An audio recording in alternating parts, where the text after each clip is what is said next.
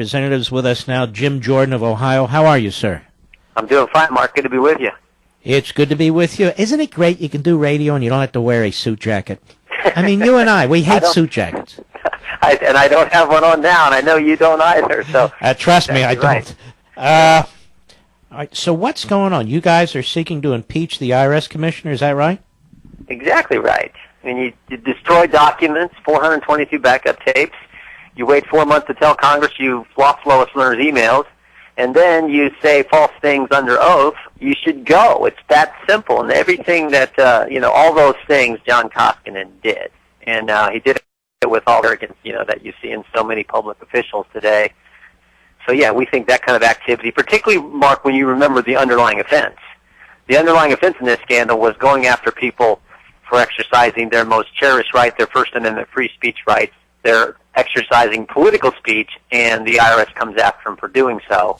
You put all that together, and we think it warrants impeachment, and that's why we're trying to move ahead with the resolution. Well, I strongly support this. I mean, that impeachment clause isn't just there to collect dust. And let me say this to you, Congressman Jim Jordan.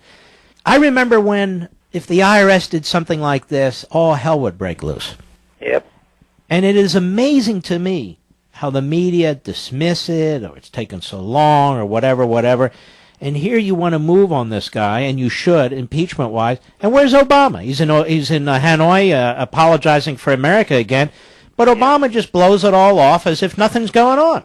Yeah, well, we'll go back. Remember the now famous day when he said there's no corruption, not even a smidgen, prejudging the outcome of a case while his Justice Department's still investigating it, while Congress is still investigating it. And he's saying there's no corruption. That's not sending a message to the Justice Department. I don't know what is. So yeah, we've had that kind of response from the administration and from the press, as you point out. But probably even more telling is, think about you or I. If we were under investigation or we were under audit by the IRS and we destroyed documents and we waited a while till we told the IRS, we would be in big trouble. But somehow it's okay if John Koskinen and the Internal Revenue Service does the exact same thing. And he did it, of course, remember, he did all this with 3 preservation orders and 2 subpoenas in place. He allows 422 backup tapes to be destroyed. So one of the preservation orders was from the IRS themselves. They told themselves, don't destroy anything, keep all records, keep all emails, keep all communications. They told themselves they couldn't even follow their own directive, let alone the subpoena that was sent by Congress. So, again, we think it warrants this guy being removed from office, and that's what we're trying to do. I think it's an overwhelming case. I just want to remind the listeners, this isn't a criminal prosecution. This is Congress has lost faith in this man. Congress wants to remove this guy. Enough is enough, right? Great point. You understand, you're a legal scholar, you understand. Justice Story wrote, it's about dereliction of duty, it's about gross negligence, it's about breach of public trust. It is not some criminal intent standard. Although you might be able to get there, I don't necessarily think we can prove that, but I know we can show the other things. And when you have this kind of activity go, every duty this guy had, he breached. He had a duty to preserve documents that were under subpoena. He had a duty to produce those documents that were under subpoena. He had a duty to disclose to us if he couldn't preserve and produce them. He had a duty to do that in a timely fashion. He had a duty to testify accurately. He had a duty to correct the record if he testified inaccurately. Every single duty he breached.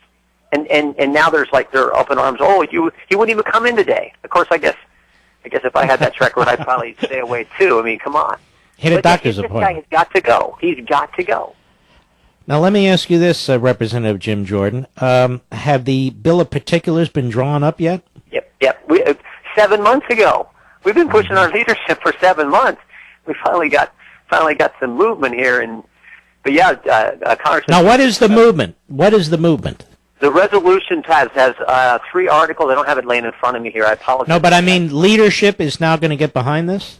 Well, we pushed them to get some, and we had a number of discussions, and now we're having a hearing today to kind of reacquaint members of the. Most of it was oversight committee talking to the Judiciary Committee. Judiciary Committee obviously being the key committee that deals with impeachment issues. Reacquainting the members of the Judiciary Committee with the facts. And it's been 3 years since this scandal broke. It was May of 2013 when Lois Lerner first lied and said, it wasn't her, it wasn't Washington, it was those rogue agents in Cincinnati, and of course that turned out to be a lie. And then it was 12 days later when she took the fifth. So we kind of reacquainted everyone with the facts, not of just Lois Lerner, but of what John Koskinen did when it came time to, comply with the investigation and comply with the subpoena. And then in 2 weeks, we're going to have some legal experts come in and talk about the standard that we just touched on. That the fact the standard is not some criminal intent standard, but gross negligence and dereliction of duty and public trust being breached. So that's the second hearing. We think that's actually, frankly, the more important one as we get things rolling. I don't mean to, I'm not trying to be rude. I can't remember the name of the chairman of the Judiciary Committee, the guys from Virginia. Chairman Goodlatte. Yeah, Bob Goodlatte, that's right. Bob Goodlatte. I assume there's been some discussion with him beforehand, or no?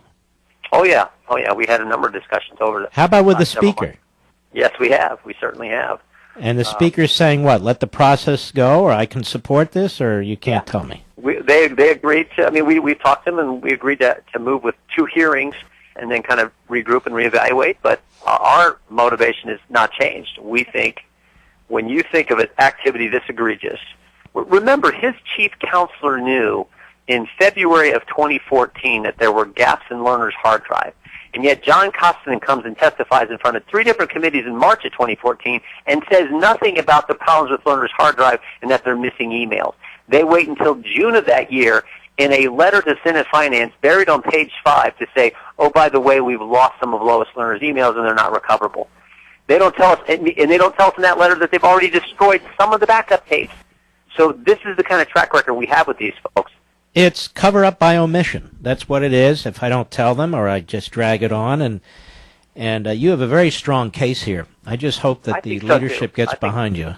Yeah, and you know what's funny, Marcus? Think about this: the central figure in the IRS scandal, one of the key figures, Lois Lerner, takes the fifth, and then we find out, they've destroyed backup tapes and lost her emails. And then one of the key players in the Clinton email scandal, Brian Tagliano, the guy who set up her server, comes in front of the Benghazi committee and takes the fifth. And what did we learn 2 weeks ago? Shazam! We can't find his emails either. I mean, this would be laughable if it wasn't so serious with these folks. And so the only way you can begin to reassert the fact that the legislative branch is a co-equal branch of government and the separation of powers is actually something that's pretty darn important in our Constitution is to say, look, we're tired of pussyfooting around here. It's time to say, look, this hasn't been done in 130 years, but John Costigan, we're going to impeach somebody who engaged in this kind of behavior. That's the only way you can send a message and begin to put things back in proper alignment. And, even if the Senate doesn't do anything, you don't need to comment on this. I have zero faith that McConnell will do a damn thing, but it doesn't matter. The House has an independent responsibility to bring charges. And I'm going to tell you something. Please come back here. You'll tell me what we need to do so I can tell millions of people to get behind this effort, because this is important. It is, as you say, a separation of powers issue, and we can't have the IRS conducting itself this way. Of course not. Yeah. And there's a host of other problems. We didn't even get into those, but I'll be happy to come back and talk about all the other problems at the IRS that I think warrant Mr. Costigan being gone. All right, sir. Great. Thanks, we brother. appreciate it. Keep up the battle. God bless you. You will. You too. Thanks. Take care. Now, there's a patriot.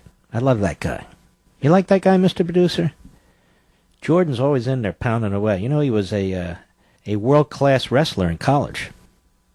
Not a big guy, but you don't have to be a big guy to be a world-class wrestler. Yeah, he's the real deal. I like him a lot.